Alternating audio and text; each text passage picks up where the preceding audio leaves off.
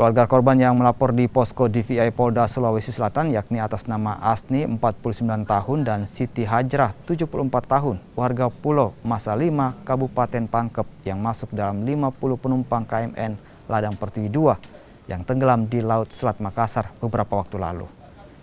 Bidokes Polda Sulawesi Selatan menjelaskan bagi keluarga korban yang belum didapatkan agar segera melapor ke posko DVI untuk didata dan nantinya akan dicocokkan dengan data korban pada pengambilan sampel antemortem. Kita sudah mendirikan posko hari ini, mulai hari Minggu kemarin, ya. Sampai hari ini memang sudah ada laporan dari masyarakat, namun tidak sebanyak korban yang ada.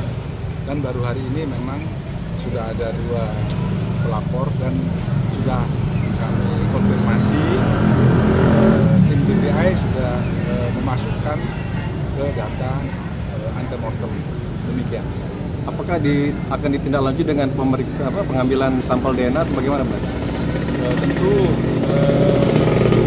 data-data yang dari antemortem sudah kami catat di sini, ya, termasuk yang 50 total itu semuanya, dan 31 sudah ditemukan.